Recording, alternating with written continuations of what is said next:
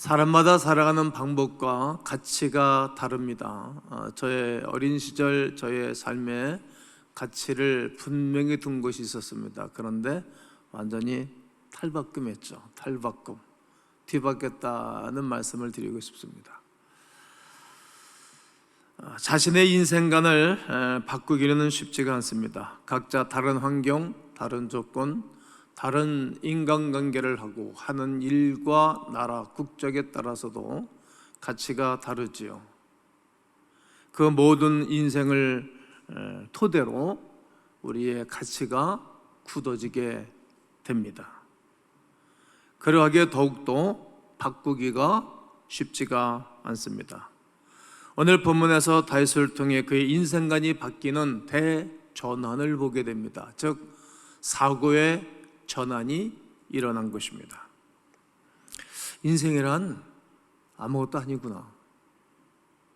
내가 왕이 되어보았는데 왕으로서 쌓아나온 부귀와 권력, 부와 내 손에 있지만 이것이 언제 내 손에서 떠날는지 모르겠구나. 이것을 안 것입니다. 그리고 이런 결론을 내렸습니다. 주여, 이제 내가 무엇을 바라리요? 나의 소망은 오직 주님께만 있습니다. 그의 마음이 세상에서 하나님께로 돌렸습니다. 그의 마음은 이제는 재물에 치심에서 살던 그 마음이 하나님께로 돌렸습니다. 생각을 완전히 바꾸는 시도를 하게 됩니다. 이와 같은 사고의 전환은 저절로 쉽게 개인적으로 일어나지 않습니다.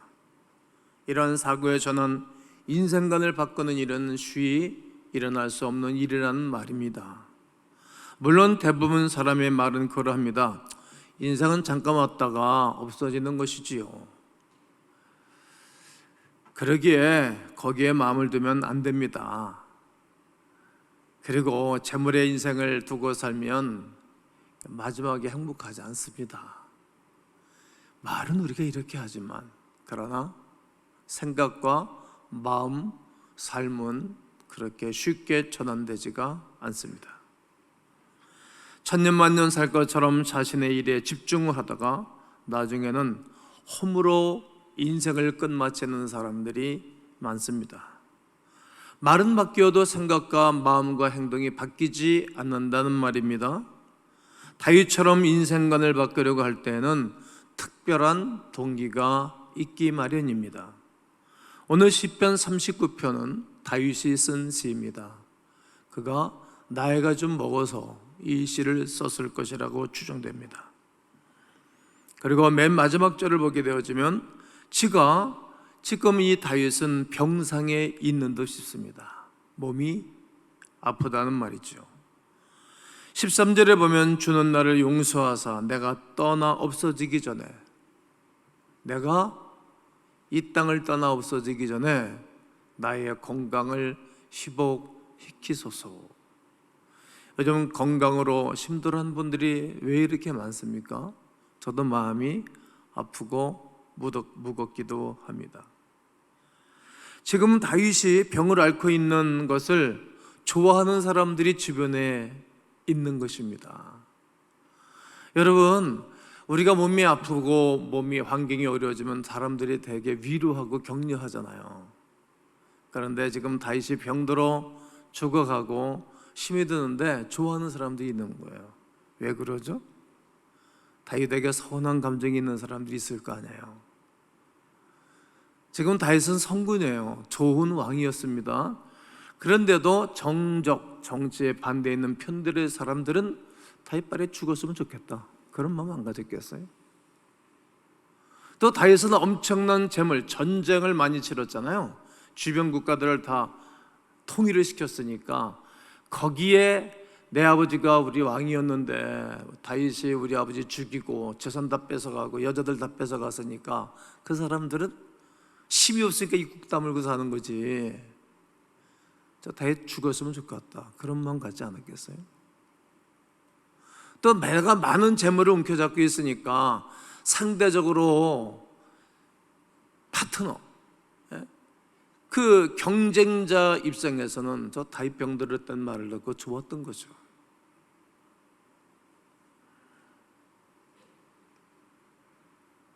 다윗은 하나님을 사랑하고 하나님의 뜻대로 인생을 살아보려고 애를 썼고, 그리고 모든 국민들도 성군이라고 말을 했어요. 그리고 사람을 사랑하고 나라를 사랑했던 지도자인 것이 틀림이 없습니다. 의롭고 바르게 살려고 하는 사람치고 주변에 정적이 없는 사람이 없다는 것을 알아야 됩니다. 성공할수록에 전혀 나에게 대하여 선한 감정이 없을 것이라고 생각하는 사람들이 있습니다. 그러나 그러하지 않습니다. 적들은 다윗이 다시 소생할 수 없을 정도로 병색이 깊어지자 속으로 은근히 좋아하는 것입니다. 하나같이 원수들은 건강하고 형통한 다윗을 비웃으며 다녔습니다. 그런 소리를 들으면서 병든 다윗은 대응할 방법이 없었습니다. 할 말이 너무너무 많았습니다.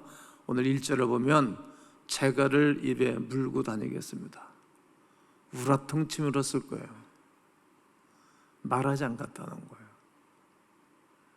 인생이 어렵고 힘들 때, 정적이 생겼을 때 사람들의 말하고 싶은 마음이 굴뚝같아져. 되게 여성들이 집에서 아이들 기르다가 힘들고 부모 모시고 살다가 힘들고 자기 인생 살다가 힘들면 남편이 들어오면 그냥 얘기하고 싶어서 기다리다가 말문을 꺼내면 아유 다음에 하자고 아유 그만하라고 막 이러면 막 병색이 깊어지고 그러죠. 이런 상황에서 잘못하면 하나님 원망하기 쉽겠죠? 하나님 나를 사랑하시지 않은 것 같아요. 하나님 왜 나만 갖고 그래요? 하나님 나에 대해서 기분 나쁜 거 있으세요? 제가 옛날에 그런 기도한 적이 있으니까 이런 설교할 수 있는 거죠. 이렇게 말할 수 있고 또 사람들에서 저주하고 싶은 마음이 들까요? 저주하고 싶은 마음이 없겠어요? 아직까지 문문병이 들고 힘이 들지만 왕권이 있는데 쳐내고 싶은 마음도 있을 거 아니겠어요? 하지만 다윗은 입을 꾹 다물었습니다. 마음속으로 내가 이러다가 죽는 것은 아닐까 두려움도 다가왔습니다.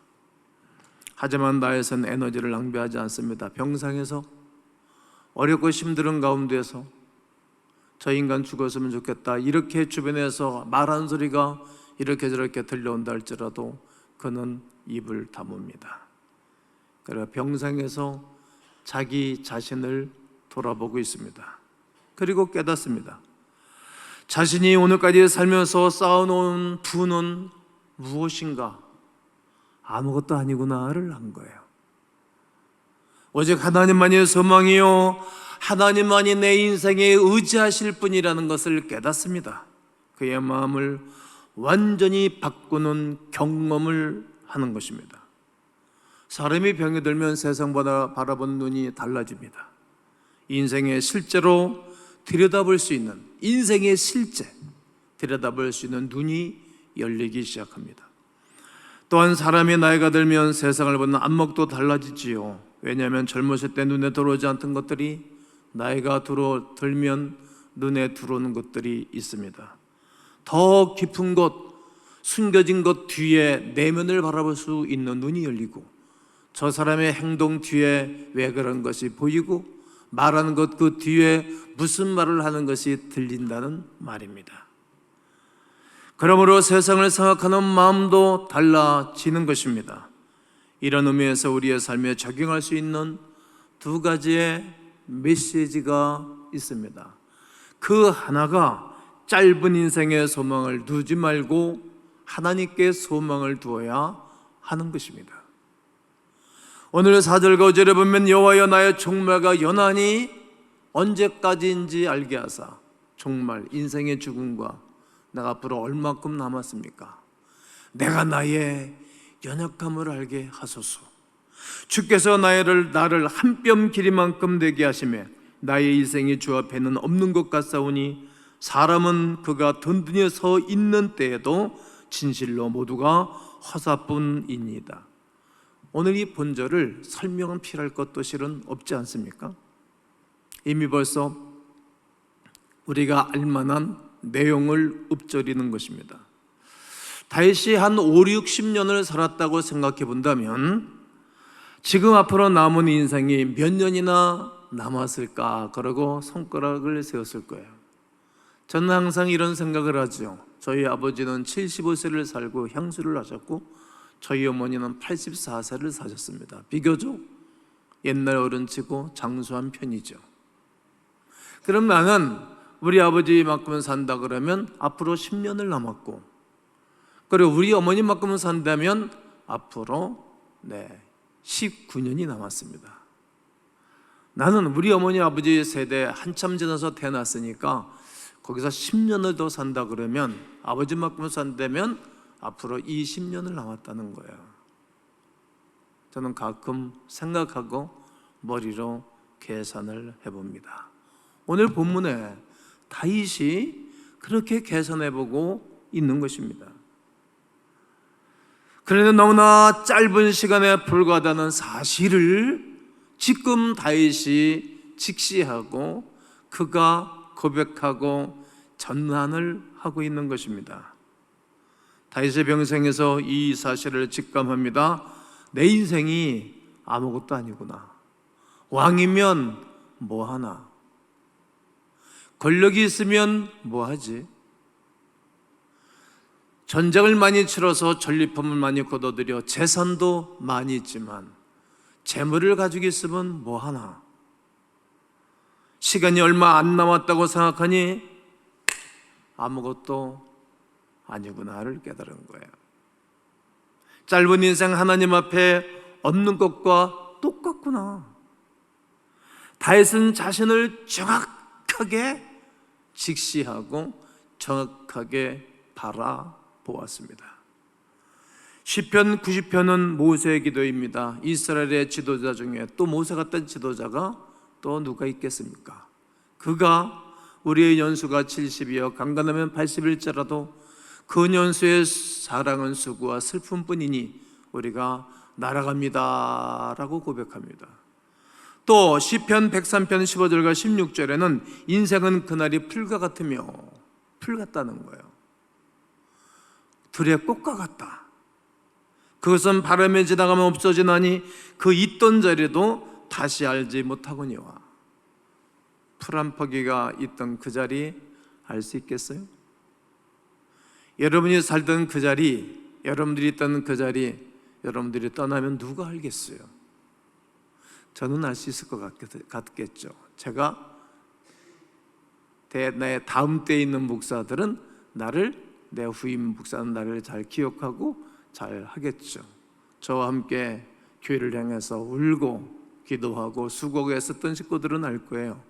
그러나 3대만 지나가면 나는 있던 자리를 흔적도 없이 지나갈 거예요. 그게 인생인 것을 다윗이 깨달은 것입니다. 그렇습니다. 우리 인생이 긴 것처럼 느껴져도 굉장히 오늘 본문에 있는 것처럼 한 뼘처럼 인생은 짧습니다. 그래서 어떤 사람은 내가 울고 있던 어린 시절에는 시간이 마치 기어가는 것처럼 어려웠다. 내가 어린 시절, 유년 시절에는, 꿈 많은 시절에는 시간이 빠른 걸음처럼 지나갔고, 내가 청년이 되어 젊음의 아름다움을 자랑할 때는 시간이 마치 뛰어가는 것처럼 빨리 갔다. 내가 장년이 되어 힘과 자신감을 가지고 열심히 될 때 시간은 마치 구름처럼 지나가더라. 이제 머리에 신머리가 앉고 노인이 되자 시간이 이미 나에게서 지나가 버린 것처럼 느껴진다.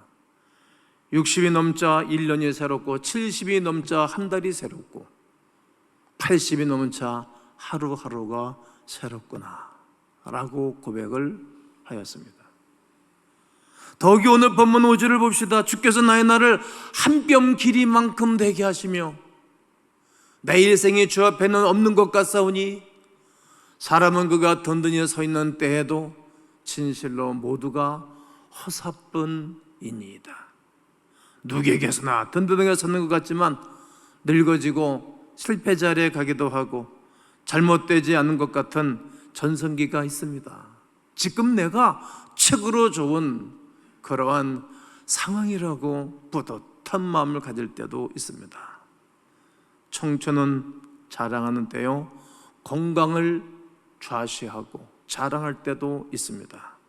또는 성공하여 명성을 떨칠 때도 인생에 한두 번은 반드시 있지요.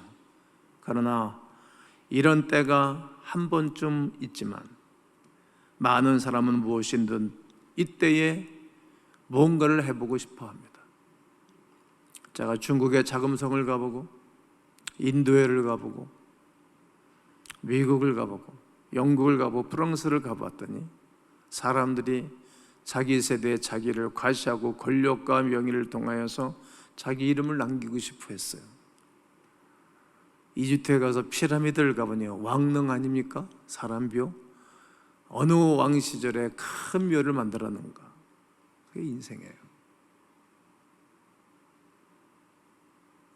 남겨놓으면 또 뭐 하겠어요? 사람들이 자기를 기억해 주기를 바라고 자신의 업적을 인정바라기를 마음으로 사람들은 뭔가를 해놓습니다. 그러나 언젠가는 인기도 명성도 그의 모든 공력도 다 잊어먹는다는 겁니다. 역사가 기억해 줄 때도 있지만 전혀 묻혀버리는 것입니다. 요셉을 알지 못하는 바로가 정권을 잡았을 때 요셉의 공로를 알지 못하는 바로가 이스라엘 백성들을 학대하고 괴롭히는 것과 똑같은 것입니다. 이런 날이 반드시 올 것입니다. 그러므로 우리가 젊다고 자랑하지 마십시오. 내가 재물이 있다고 든든해할 필요도 실은 없을 것입니다. 건강하다고 교만할 필요도 없습니다. 건강하여 천만, 천년, 만년 살 것처럼 우리가 생각도 싸그리 지워버려야 합니다. 성공했다고 큰 소리도 치지도 마십시오. 이사야서 2장 22절에 너희는 인생을 의지하지 말라. 그의 호흡은 코에 있나니 셈할, 계산할 가치가 어디 있느냐. 인생은 코에 숨이 멎으면 끝 나는 것입니다. 계산할 조차도 없는 존재입니다. 인간의 요한성은 누구도 부인할 수가 없습니다. 어떤 방법으로도 인생의 문제는 해결할 수가 없습니다. 흔히 세상 사람도 인생의 허무, 성공이나 명성이 별것이 아니라고 인정을 하지요. 또 뭔가를 해봤던 사람들은 다 인정을 합니다. 그런 허무감을 잠깐 동안이나 잃어버리기를 위하여 사람들은 이상한 행동을 하고 이상한 생각을 하지요. 그래서 쇼핑을 가고 아이 쇼핑을 가고 영화관에, 이번에 오랜만에 영화 개봉을 했는데 1,000만이 넘었더라고요. 많은 사람들이 3S에 열광을 합니다. 또 게임과 여행과 오락을 하기도 하죠. 나중에는 사치, 음주, 탈선, 성적으로 문란한 행위를 하면서 인생의 허물을 잊어버리려고 몸부림을 쳐봅니다. 그러나 얼마나 답답한 일인지 모릅니다. 그렇게 잠깐 기분 전환을 했다고 해서 우리 마음이 자유하지는 않았기 때문입니다. 극복할 수가 없습니다. 그럴 때마다 인생이 아무것도 아니라는 것을 절감하게 되어지고 이렇게 살면 아니 되는 건데 라고 속으로 생각하지만 자기 마음대로 자기 자신도 컨트롤하지 못합니다. 유명한 철학자 버틀란트 러셀은 냉전 시대를 살던 사람입니다. 그는 소련으로부터 언제 핵탄두가 날아올 줄을 모른다라는 그런 부담감과 압박감과 두려움 때문에 밤잠을 못 자는 거예요.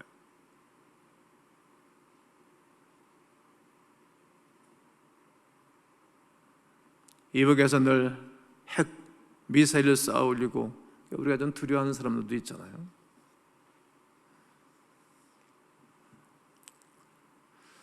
그래서 이 러셀이 노년기 핵탄두의 공포를 잊어버리기를 위해서 늘 소설책을 읽었다는 거예요. 매일. 소설책을 읽을 때는 책 읽는 것을 좋아하니까 잠깐 있다가 또 멍하면 불안해서 잠을 못 잤다는 겁니다. 여러분, 우리가 다른 일을, 다른 생각을 해서 이런 공포감과 두려움과 인생의 잘못된 가치를 갖고 살아가는 것을 지울 수가 없습니다. 전환이 될 수가 없다는 말입니다. 아무리 우리가 기분 전환하고 몸부림을 쳐도 우리의 실존적인 진공 상태는 바꿀 수가 없습니다.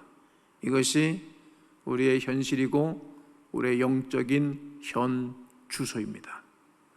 그러므로 우리는 다윗처럼 눈을 돌리셔야 합니다. 눈을 돌리셔야 합니다. 세상을 향하던 눈을 들어 하나님께로 돌리셔야 합니다. 창조자에게로 모든 피조물은 돌리셔야 되는 것입니다. 세상을 보되 내 입장에서 세상을 바라보지 아니하고 하나님 편에서, 하나님 입장에서 세상을 바라보면 가치의 전환이 일어납니다. 하나님의 안경 렌즈로 세상을 바라보면 세상에 빠져들지 않습니다. 세상이 보이고 내가 어떻게 인생을 살아야 될 것이 정리가 한 번에 됩니다. 인생의 초점을 내 인생에 맞추지 아니하고 우리 하나님께 맞추어 세상을 바라보는 지혜와 눈이 이 시대에 꼭 필요합니다. 그러면 세상에 딱 다 보입니다. 정치인들의 행각도 다 들어오고 전 세계 지도자들 눈이 다 들어옵니다. 그러지 아니하면 우리도 똑같이 미궁에 빠져서 헤매는 인생을 살아가는 것입니다. 그러기에 우리가 해야 할 일이 있습니다. 주여, 나의 소망이 우리 하나님께만 있습니다 라고 고백하셔야 됩니다. 나의 소망이 주께 있다고 말이죠. 우리의 사고, 우리의 마음을 전환시켜야 됩니다. 우리의 마음을 하나님께로부터 바꾸지 아니하면 행복하지가 않습니다. 역대 20장 12절에 우리 하나님이요 그들을 징벌하지 아니하시나이까? 주변 강대국들이 얼마나 이스라엘을 괴롭혔지 않습니까? 우리를 치러오는 이 큰 무리를 우리가 대적할 능력이 없고, 여러분, 대적할 능력이 없으면 특별히 남자들이 수 없는 사람, 이상한 사람들이 공격해 올 때 대적할 능력이 없으면 비참하잖아요. 어떻게 하면 할 줄 알면 좋은데 어떻게 할 줄도 알지 못하고 이때 어떻게 하겠어요? 비굴하게 인생을 그냥 엎어져서 살아야 되겠어요? 그때 오직 주만 바라보나이다. 그때 주님을 바라보는 거예요. 오늘까지 우리가 살면서 우리의 힘으로 능력으로 할 수 없고 어떻게 할지도 모를 때 주님 바라보고 하나님 앞에 나와서 하나님의 인도를 받았던 일들이 얼마나 많습니까? 그게 교회 생활이 아니었습니까?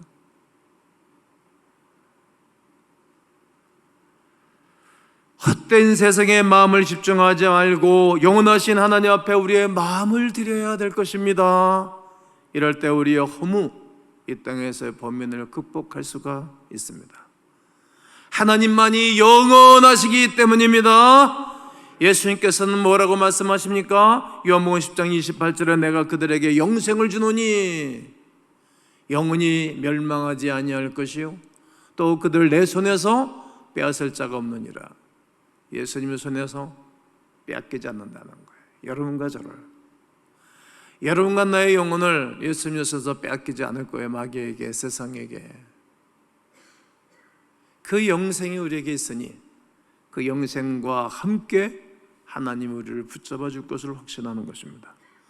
예수님이 죽은 나사로를 살리실 때도 그랬지 않습니까? 나는 부활이요 생명이 나를 믿는 자는 죽어도 살겠고 무릇 살아서 나를 믿는 자는 영원히 살 것을 네가 믿니? 네가 믿니? 인생은 그리스도 예수 앞에 부활과 생명이신 그리스도 예수를 붙잡으면 허무와 고민이 해결되는 것입니다. 우리가 영원히 존재하신 하나님께 소망을 두면 우리의 덧없는 인생은 반드시 거듭나게 됩니다. 하나님께 소망을 두고 살아가는 사람들은 세상을 바라보지 않고 우리 주님 바라보고 세상을 바라봅니다. 반드시 순서가 바뀝니다. 그럴 때 오늘 우리가 하루하루가 의미 있음을 발견하게 될 것입니다. 삶을 살아야 할 이유와 목적과 가치를 반드시 발견하게 되는 것입니다. 우리 모두 인생의 소망을 두지 말고 우리 하나님께 소망을 두고 살아가는 하나님의 사람들 되시기를 주님의 이름으로 축복합니다. 재물의 소망을 두지 말고 하나님께 소망을 두어야 합니다. 오늘 6절에 진실로 각 사람은 그림자같이 다니고 헛된 일로 소란하며 재물을 쌓으나 누가 거들는지 알지 못함이니이다. 헛된 일로 소란하여, 헛된 일로 소란하여. 우리가 세상에 살면서 열심히 돈을 버는 것은 하나님의 축복임이 틀림이 없습니다. 많이 보십시오. 돈 버는 것이 잘못된 것이 아닙니다. 돈을 모으는 것이 잘못된 것도 아닙니다. 돈을 모으는 것도 잘못된 것은 아니지요. 하나님께서 축복하는 사람은 그런 은혜를 받습니다. 재물을 우리가 인간답게 사람답게 살 수 있도록 하는 것, 재물로 통하여 사람답게 살 수 있도록 하는 것입니다. 재물을 무시할 수 없습니다. 중요합니다. 또 하나 하나님의 영광을 위하여 돈이 필요할 때가 많이 있습니다. 성경에는 재물에 대한 성경 구절이 제가 쭉 검색을 해봤더니 2300구절입니다. 엄청납니다. 그리고 예수님이 비유 설교를 38개를 했는데 16개가 재물에 대한 비유입니다. 그러니까 예수님도 우리가 재물을 가지고 이 세상에 살고 있기 때문에 이 세상에 있는 것을 가지고 비유로 깨닫게 하고 말씀하신 것입니다. 그만큼 돈, 재물은 살면서 떼어날 수 없는 아주 중요한 위치를 차지하고 있습니다. 그러므로 많은 사람들이 돈 벌기를 원하잖아요. 많이 모으기를 원합니다. 그러나 돈을 모으는 것은 좋으나 거기에 치명적인 약함과 약점이 있다는 것을 알아야 합니다. 돈은 모으면 모을수록에 계속 돈과 재물의 마음에 뺏기는 거예요. 돈과 재물의 풍동 빠져드는 거예요. 옛날 어른들이 그러잖아요. 99섬 농사지기 하는 사람이 한 섬 농사지기 하는 것을 빼앗는다고. 요즘 대한민국의 대기업이 그런 짓 해버리는 것 아닙니까? 시장 싹 다 쓸어가잖아요. 거기에 빠져버리는 거예요. 또 한 가지 약점은 일단 내 손에 들어오면 내 것이라고 자물쇠를 콱 잠가버리는 거예요. 내 것이 아닌데 내 것이라고 잠가버립니다.